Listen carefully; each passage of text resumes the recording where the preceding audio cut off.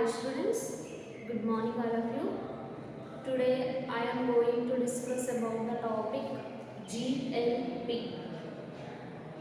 Good Laboratory Practices. అయితే unit 1, unit 2, unit 3, 4 complete అయింది. So ఇప్పుడు unit 5లో part 1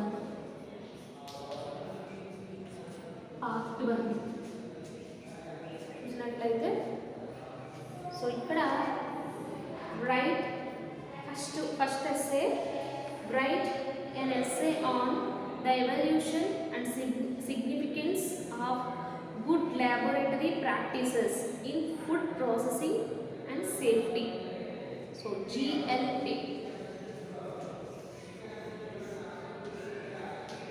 good laboratory practice.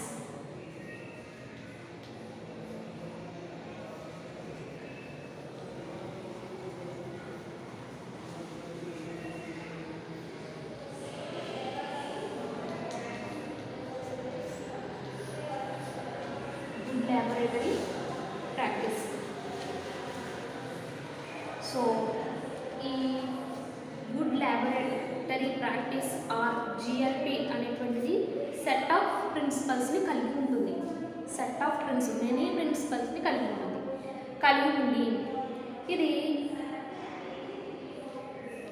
ఉండి quality and integrity, quality ఉండేటువంటి ల్యాబొరేటరీస్లో food products గురించి study చేయడం గురించి చెప్తుంది. సో దీని యొక్క మెయిన్ ఎయిమ్ ఏంటి అంటే ఒక ప్రోడక్ట్ను, అది సీ ఫుడ్ ప్రొడక్ట్స్ అవ్వచ్చు, ఏ ప్రోడక్ట్ అయినా సరే మార్కెట్లో ఇంపోర్ట్ చేయాలి అనుకున్నప్పుడు కొన్ని పర్మిషన్స్ అనేవి తీసుకోవాల్సి ఉంటుంది. సో ఈ జిఎల్పి అనేది ఎక్కువగా గవర్నమెంట్ ఏజెన్సీ ద్వారా వచ్చేటువంటి వస్తువులకి వర్తిస్తుంది. ఈ జిఎల్పి అనేటువంటిది వేటికి అప్లై చేయొచ్చు అంటే applies to non pharmaceutical agents, colour additives, food additives, food packing and medical devices, వీటికి అప్లై చేయడం జరుగుతుంది.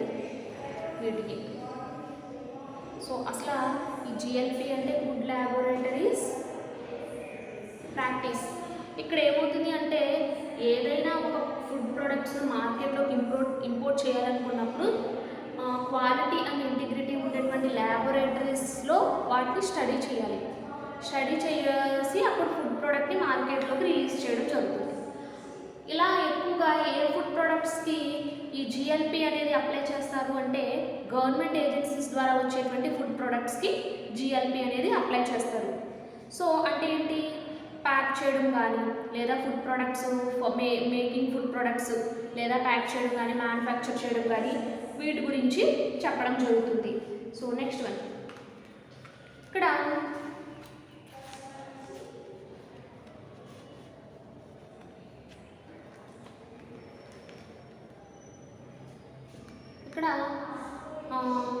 వరల్డ్ వైడ్గా అబ్జర్వ్ చేసినట్లయితే south Africa and Singapore, next వాటితో పాటుగా ఇండియా కూడా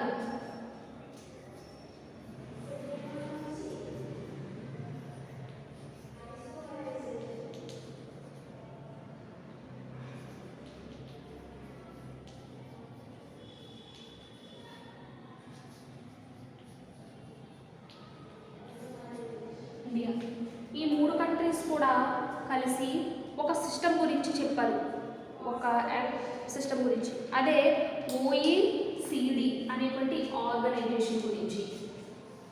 OECD. సో ఏంటి OECD అనేది?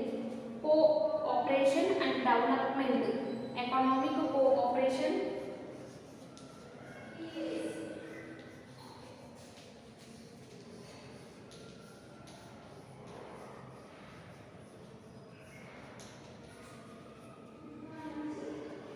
and development.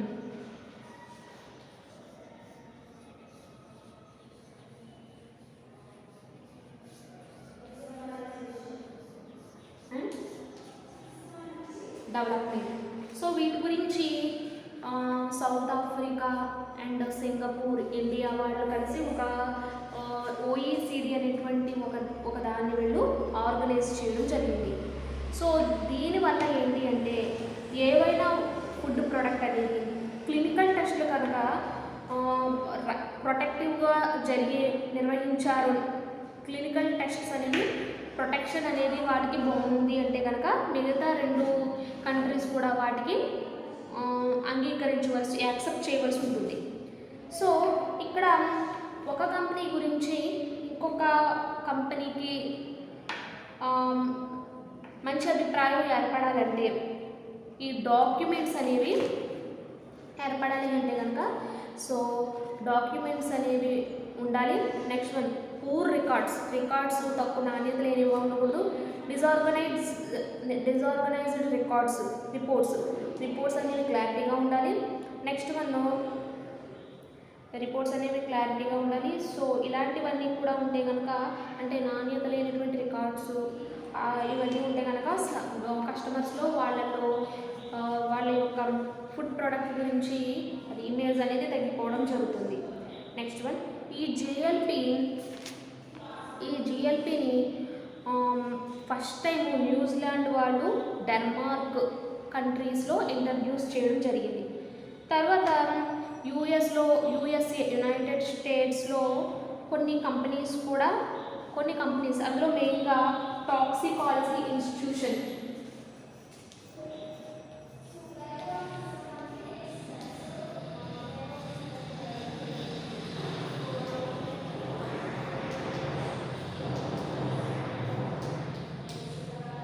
అంటే మొదటగా జిఎల్పిని ఇంట్రడ్యూస్ చేసింది డెన్మార్క్ అండ్ న్యూజిలాండ్ వాళ్ళు.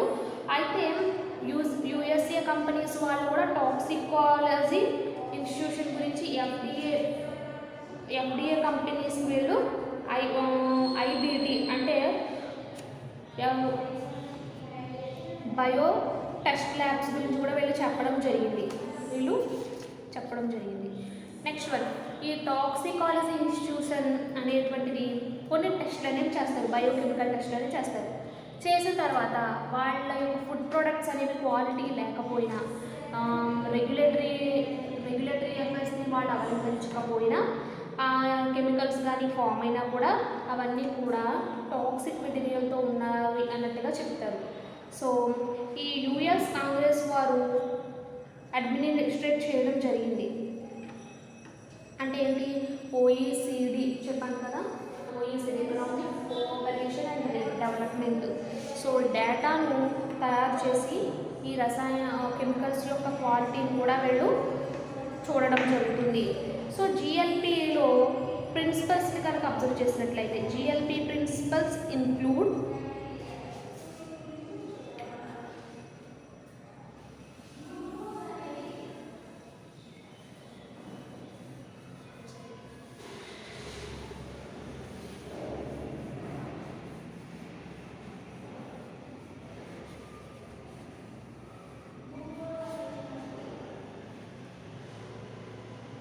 GLP principles include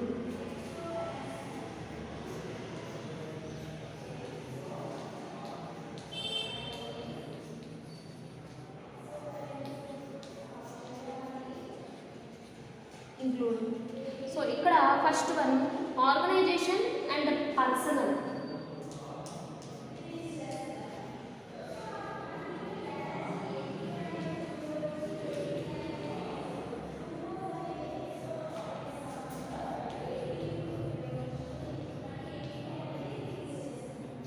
organisation and personnel ఇక్కడ ఏంటి అంటే మేనేజ్మెంట్ రెస్పాన్సిబిలిటీస్ అంటే ఆ సంస్థ మేనేజ్మెంట్కు బాధ్యత అనేది ఉంటుంది.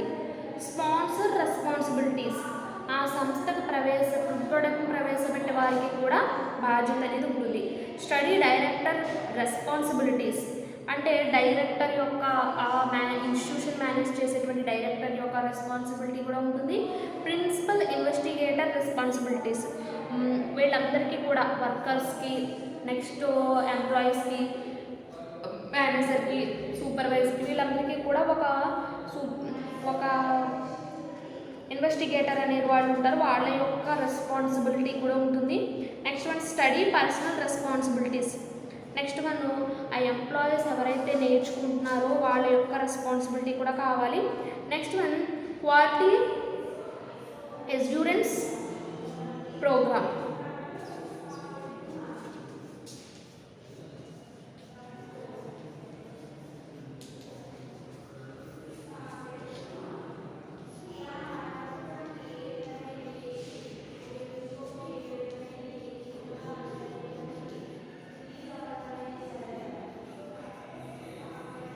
Quality assurance program. So quality assurance అనేది పర్సనల్గా ఉండాలి. అంటే క్వాలిటీ అనేది అష్యూరెన్స్ వ్యక్తులు పర్సనల్గా ఉండాలి. నెక్స్ట్ మనం ఫెసిలిటీస్.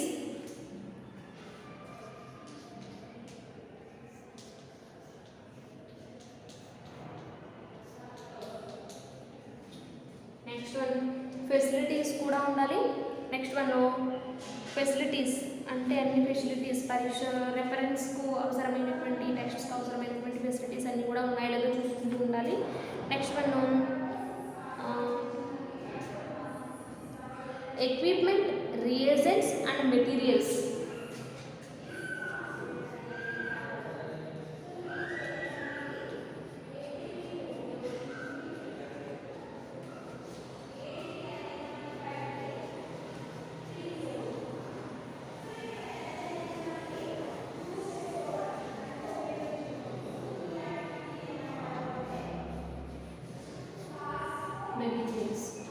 సో వాళ్ళకి ఎక్విప్మెంట్ ఉండాలి, అన్ని రకాల రియేజెంట్స్, మెటీరియల్స్ అనేవి వాళ్ళకి ఉండాలి. Next test symptoms, physical and chemical methods, biological methods అనేవి కూడా యూజ్ చేస్తారు. Test and reference items. Test and reference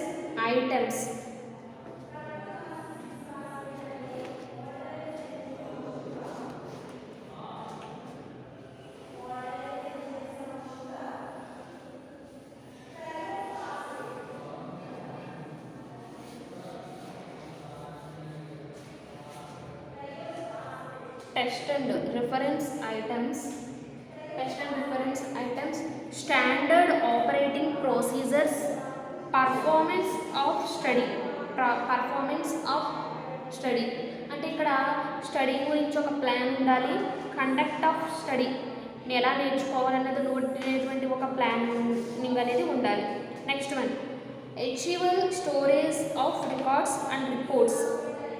so ఇక్కడ OECD పబ్లిషెస్ చేసేటప్పుడు, సో OECD అనేటువంటి పబ్లిష్ చేసేటప్పుడు వాళ్ళు ఏజెన్సీ వాళ్ళు ఏదైతే తీసుకుంటున్నారో ఆ కెమికల్స్ గురించి GLP Act 21 వీటి గురించి, అంటే United States of America use these rules prior to clinical research in humans పై రీసెర్చ్ అనేవి చేయడం జరిగింది. OECD గైడ్లైన్స్ అనేవి ముఖ్యంగా తీసుకుంటూ ఉన్నారు వీళ్ళు. Next one European council.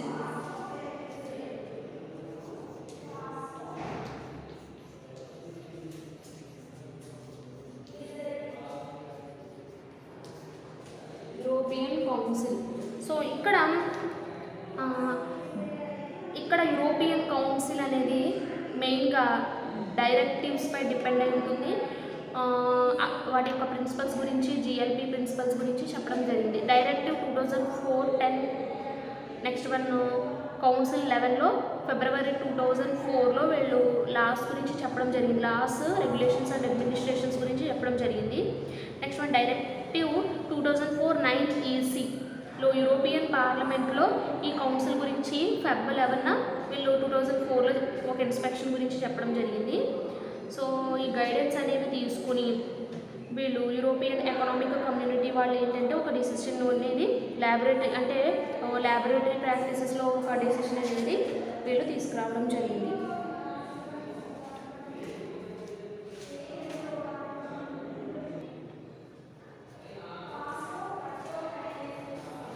So next topic question, list out good manufacturing practices, అంటే good manufacturing practices for fish processing. చూద్దాం. గుడ్ మ్యానుఫ్యాక్చరింగ్ ప్రాక్టీసెస్ అంటే ఫస్ట్ సెకండ్ క్వశ్చన్స్ కలిపి ఒక వీడియో చేయడం జరుగుతుంది. Good manufacturing practices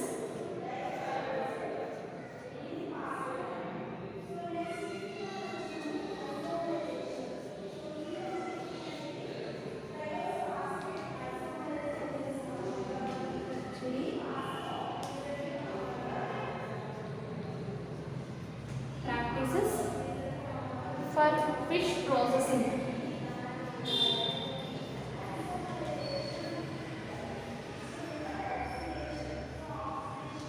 For fish processing. So ఈ టాపిక్లో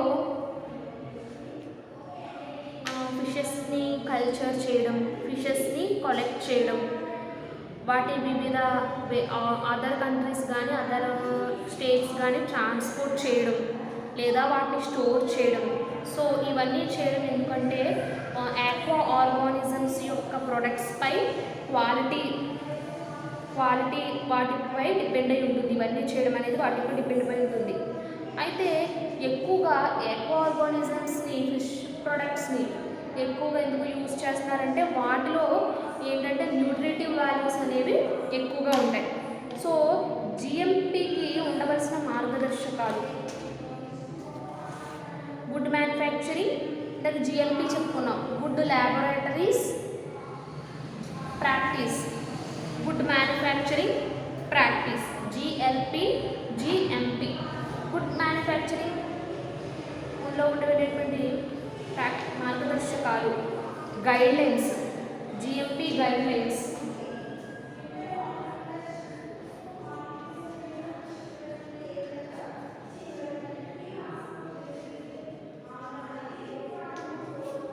guidelines. So guidelines దగ్గర చూసినసరికి ఇవి ఒక ప్రెస్క్రిప్టివ్ ఇన్స్ట్రక్షన్స్ మ్యానుఫ్యాక్చరింగ్ ప్రొడక్ట్స్. అయితే ఏవైనా ఫుడ్ ప్రొడక్ట్స్ తయారయ్యేటప్పుడు కొన్ని క్యారెక్టరిస్టిక్స్ని చూస్తూ ఉంటారనమాట. అయితే ఈ గుడ్ మ్యానుఫ్యాక్చరింగ్ ప్రాక్టీసెస్కి ఆ కంపెనీస్ యొక్క మేనేజ్ చేసే వాళ్ళు ఎవరైతే ఉంటారో వాళ్ళు ఫుడ్ ప్రొడక్ట్స్ తయారవడానికి కొన్ని తయారవడానికి కొంత ఎక్విప్మెంట్ అనేది వాళ్ళకి యూజ్ అవుతూ ఉంటుంది. అంటే ఫిష్ యొక్క ప్రొడక్ట్స్ అనేవి తయారవడంలో యానిమల్స్లో ఏంటి ఒక్కొక్క దాన్ని హ్యాండిల్ చేయడం, ఫిష్ని కలెక్ట్ చేసిన తర్వాత హ్యాండిల్ చేయడం, స్టోర్ చేయడం లేదా అదర్ ప్రాసెసెస్ చేయడం, ఇవన్నీ కూడా మత్స్యకారులకు అంటే ఎవరైతే కల్చర్ చేస్తున్నారో వాళ్ళకి హెల్ప్ఫుల్గా ఉంటుంది గుడ్ మ్యానుఫ్యాక్చరింగ్ ప్రాక్టీసెస్. అయితే ఈ గుడ్ మ్యానుఫ్యాక్చరింగ్ ప్రాక్టీసెస్ యొక్క మెయిన్ పర్పస్ ఏంటి అంటే ఫస్ట్ ఆఫ్ ఆల్ వాళ్ళు ప్రిపేర్ చేసినటువంటి ఈ మెటీరియల్ అనేది కస్టమర్కి చేరేంత వరకు కూడా వాటిలో ఎటువంటి లోపం అనేది లేకుండా, అంటే ఎటువంటి స్టోరేజ్లో కానీ ప్రాసెసింగ్లో కానీ ఫ్రీజింగ్లో కానీ డ్రైయింగ్లో కానీ ఎటువంటి లోపం అనేది లేకుండా వాళ్ళు చూసుకుంటూ ఉండాలి. అయితే ఆయా ఫిష్ ప్రొడక్ట్స్లో ఇంకేమి ప్రొడక్ట్స్ కూడా వాళ్ళు కలపకుండా చూసుకుంటూ ఉండాలి. అంటే డాక్యుమెంట్స్ని వాళ్ళు సరిగ్గా చూసుకుంటూ ఉండాలి. అదేవిధంగా ఫిష్ యొక్క క్వాలిటీస్ని కూడా వాళ్ళు పరిరక్షించుకుంటూ ఉండాలి. నెక్స్ట్ మనం ట్రైనింగ్ ఇచ్చినటువంటి సిబ్బందిని మాత్రమే, అంటే ట్రైనింగ్ ఇచ్చినటువంటి వర్కర్స్కి మాత్రమే వాళ్ళు తీసుకుంటూ క్వాలిటీ అనేది ఫిష్ ప్రొడక్ట్స్ యొక్క క్వాలిటీ అనేది ఉండేటట్టుగా చూసుకోవాలి. నెక్స్ట్ మనం basic principles of GMP, details of high level. Next one basic principles of GMP.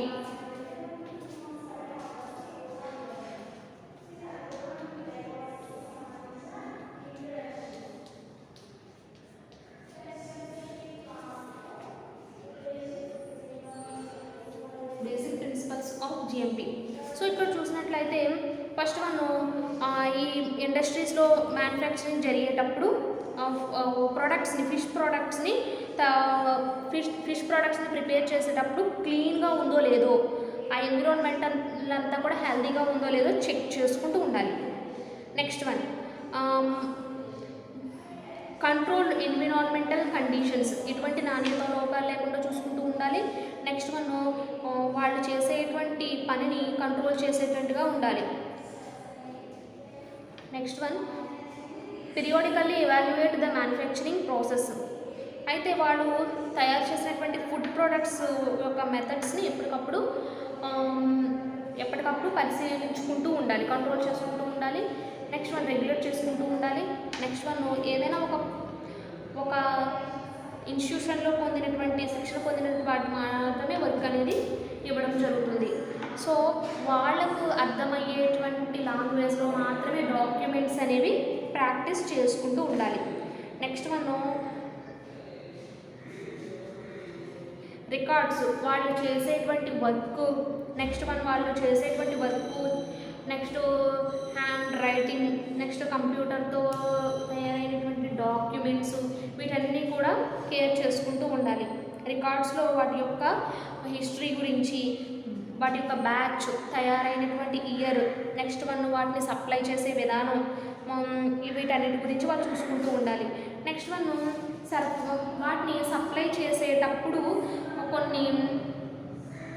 కొన్ని రికార్డ్స్ని వీళ్ళు మెయింటైన్ చేస్తూ ఉంటారనమాట. Next one, maintain records having details of history, batch and date of manufacturing date కూడా main important, must and should be important. Next have a system for recalling and batch from sale or supply. Next one, ఎలా supply చేయాలి అన్నది కూడా వాళ్ళకి ఒక idea అనేది ఉంటూ ఉండాలి. ఆ ప్రాజెక్ట్కి సంబంధించినటువంటి మ్యాటర్ అంతటినీ కూడా వాళ్ళకి అర్థమయ్యేటువంటి లాంగ్వేజ్లో వాటిని డాక్యుమెంట్స్ కింద పెట్టడం జరుగుతుంది.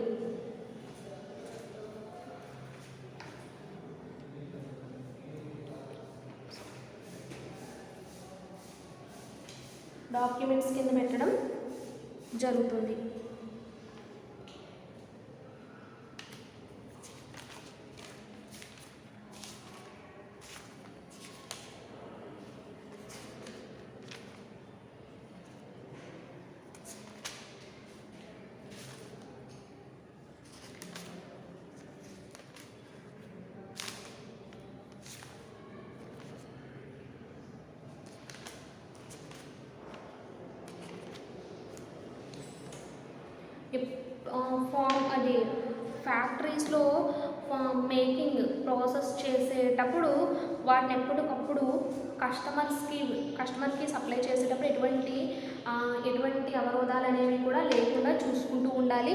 నెక్స్ట్ వన్, అప్పుడప్పుడు మేనేజ్మెంట్ వాళ్ళు ఎప్పుడప్పుడు ఇన్వెస్టిగేటర్స్ని పెట్టినప్పుడు వాళ్ళు ఎప్పుడు చెక్ చేసుకుంటూ ఉండాలి. ఈ ఫుడ్ యొక్క క్వాలిటీ ఏ విధంగా ఉంది, ఫిషెస్ యొక్క ఫుడ్ క్వాలిటీ ఏ విధంగా ఉంది, వాటి యొక్క ప్యాక్ చేసేటప్పుడు మ్యానుఫ్యాక్చరింగ్ డేట్, ఇవన్నీ జాగ్రత్తగా చూసుకుంటూ ఉండాలి. రికార్డ్స్ ప్లస్ వాళ్ళకి కావాల్సినటువంటి హిస్టరీ, బ్యాచ్, ఇవన్నీ ఎప్పటికప్పుడు చెక్ చేసుకుంటూ ఉండాలి. నెక్స్ట్ వన్,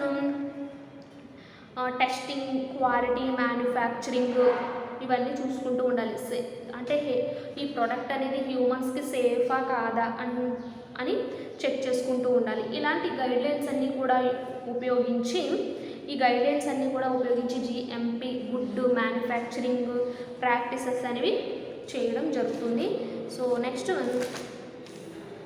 అనేది జరుగుతుంది. సో ఆయా ఫుడ్ ప్రోడక్ట్స్లో ఇంకా ఏమైనా ఫుడ్ ప్రోడక్ట్స్ అనేవి కలవకుండా చూసుకుంటూ ఉండాలి. సో ఈ గుడ్ మ్యానుఫ్యాక్చరింగ్ అనేది సాధారణంగా ఒక బాధ్యతగా వాళ్ళు ఒక ఇన్వెస్టిగేటర్ యొక్క పర్యవేక్షణలో చూసుకుంటూ ఉండాలి, డాక్యుమెంట్స్ని జాగ్రత్తగా చూసుకుంటూ ఉండాలి. సో ఇవన్నీ కూడా అంటే ఆ సంస్థ యొక్క మేనేజ్మెంట్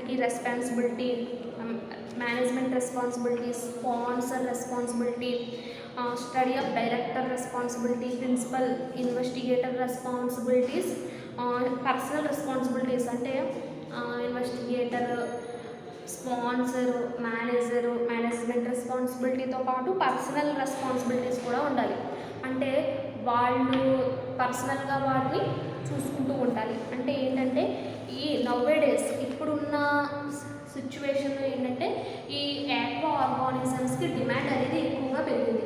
ఎందుకంటే ఒకప్పుడు ట్రెడిషనల్ ఫుడ్స్కి ఎక్కువగా వాల్యూ ఇచ్చేవారు, కానీ ఇప్పుడు రెడీ టు ఈట్ అంటే అప్పటికప్పుడు తయారయ్యేటువంటి ఈ ఫుడ్స్కి, ఈ సీ ఫుడ్స్కి ఎక్కువగా ఇవ్వడం వల్ల, ఇంపార్టెన్స్ ఇవ్వడం ద్వారా చాలా కంపెనీస్ అనేవి ముందుకు రావడం జరుగుతుంది. సో ముందుకు రావడం జరిగి ఈ ఫుడ్ ప్రొడక్ట్స్ని, నెంబర్ ఆఫ్ ఫుడ్ ప్రొడక్ట్స్ని వీళ్ళు ప్రాసెస్ చేయడం జరుగుతుంది. సో అలాంటప్పుడు వీళ్ళు చాలా కేరింగ్ అనేది తీసుకుంటూ ఉండాలి. సో ఇవన్నీ తీసుకుంటే డెఫినెట్గా good manufacturing and good laboratories practices, good manufacturing practices ఇవన్నీ చూసుకుంటూ ఉండాలి.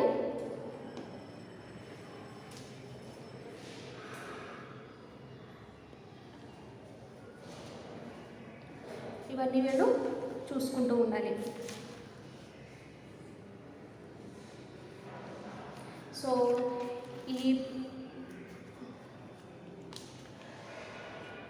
అంటే మెయిన్గా యూఎస్ఏ కంపెనీస్ వాళ్ళు, అలాగే ఈ జిఎల్పి విధానమేమో న్యూజిలాండ్, డెన్మార్క్ వాళ్ళు. Next one economic cooperation and development OECD organisation స్థాపించింది దక్షిణాఫ్రికా, సింగపూర్ అండ్ ఇండియా వాళ్ళు స్థాపించారు. వీళ్ళు ఫుడ్ ప్రొడక్ట్స్ని క్లినికల్ టెస్ట్స్ అనేవి చేసి ఒకవేళ దాన్ని అప్రూవ్ చేస్తే కనుక, ఒక కంట్రీ అప్రూవ్ చేస్తే మిగతా 2 కంట్రీస్ కూడా వాళ్ళు యాక్సెప్ట్ చేయడం జరుగుతుంది. సో జిఎల్పి విధానంలో వరకు చెప్తాము, తర్వాత జిఎన్పి కూడా స్టార్ట్ చేసుకున్నాము. సో కొన్ని యాక్ట్స్ అనేవి వీళ్ళు చెప్పడం జరిగింది.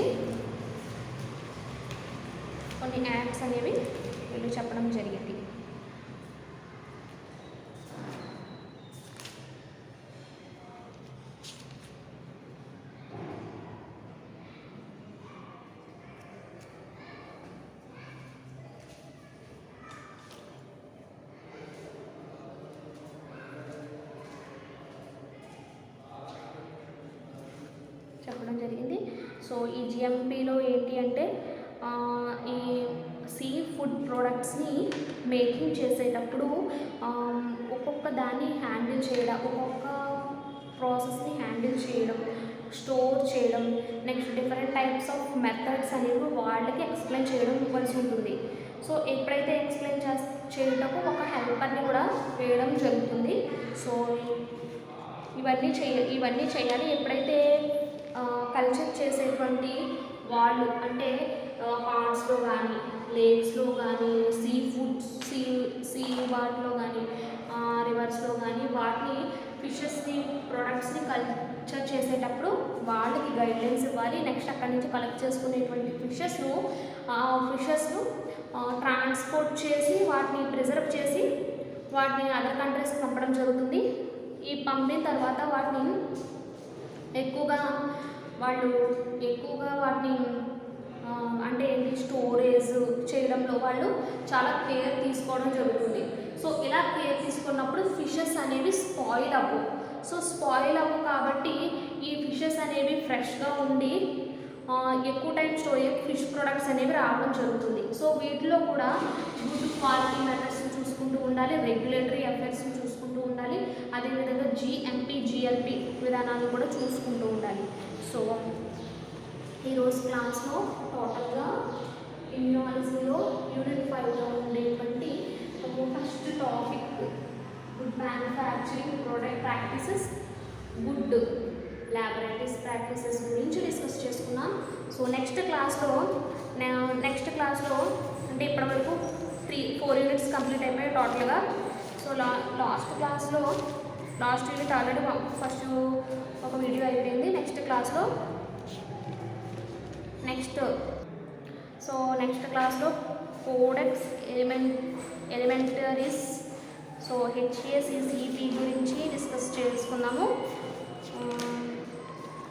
సో పోస్ట్ హార్వెస్టింగ్ టెక్నాలజీలో టోటల్గా 5 యూనిట్స్ గురించి చెప్పుకున్నాం. సో 5 యూనిట్స్ అంటే 4 యూనిట్స్ గురించి చెప్పుకున్నాం.